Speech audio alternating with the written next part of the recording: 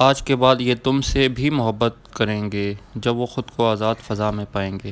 السلام علیکم ناظرین، کہانی کارنر کے دیکھنے والوں کو بہت بہت خوش آمدید۔ دوستو، آج کی جو کہانی ہے وہ کچھ پرندوں کے اوپر ہے۔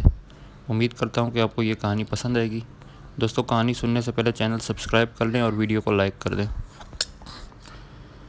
جانوروں سے مجھے بے انتہا محبت ہے۔ اس بات کا اندازہ آپ اس بات سے لگا سکتے ہیں کہ میرے پاس بلبل، کوئل، مینا، طوطا اور بہت سے پرندے ہیں۔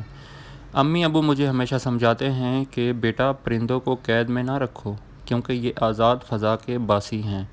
انہیں قید میں رکھنے سے تمہیں گناہ ہوگا۔ مگر ابو، میں تو ان کا بہت خیال رکھتی ہوں۔ ان کو ہر طرح کے پھل کھلاتی ہوں۔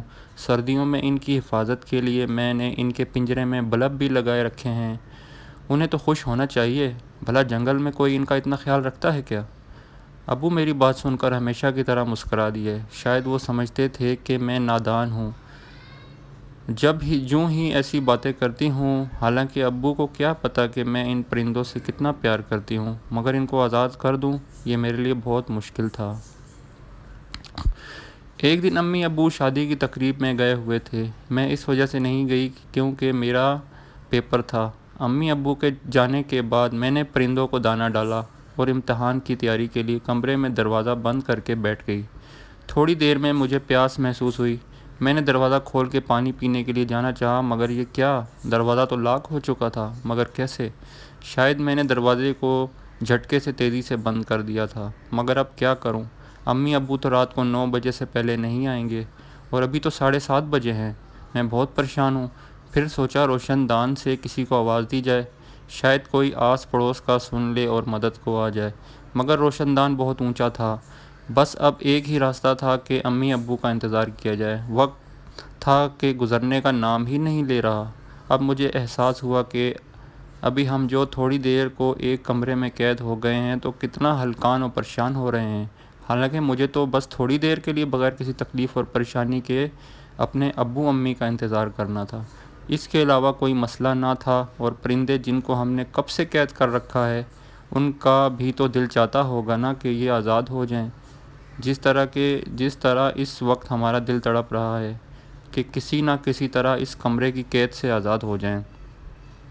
ان پرندوں کا بھی دل چاہتا ہوگا کہ وہ اپنے ہم جولیوں میں رہیں، آزاد فضا میں خوشی سے اڑ سکیں۔ بس اس واقعے نے ہماری سوچ بدل دی۔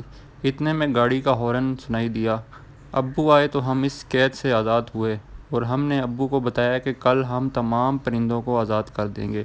امی نے کہا، ابھی کیوں نہیں؟ ہم نے کہا، امی جان، ابھی بہت رات ہو گئی ہے۔ میں نے ان کو بھی چھوڑ دیا تو ان کو اپنی منزل ڈھونڈنے میں دشواری ہوگی۔ صبح کے وقت ان کو اچھی طرح دانہ پانی ڈال کر اور جی بھر کر دیکھ کر میں ان کو رخصت کر دوں گی۔ ابو میری بات سن کر بہت خوش ہوئے۔ انہوں نے کہا، واقعی تم پرندوں سے بہت محبت کرتی ہو بیٹا، اور یقیناً آج کے بعد یہ تم سے بھی بہت محبت کریں گے جب وہ خود کو آزاد فضا میں پائیں گے، کیونکہ آزادی انہیں بھی چاہیے۔ دوستو، امید کرتا ہوں کہ یہ کہانی آپ کو بہت پسند آئی ہوگی، کیونکہ دوستو، پرندوں کو قید رکھنا اور قید میں رکھنا، ہم تو اپنی دل کے سکون کے لیے پرندوں کو قید کر دیتے ہیں، لیکن ہمیں کیا پتہ ان کی ضروریات کیا ہیں، کیونکہ صرف دانہ پانی یہ ڈال دینے سے ہم کسی کی دل جوئی نہیں کر سکتے۔ تو امید کرتا ہوں کہ آپ کو کہانی پسند آئی ہوگی۔ انشاءاللہ ملتے ہیں نیکسٹ ویڈیو میں۔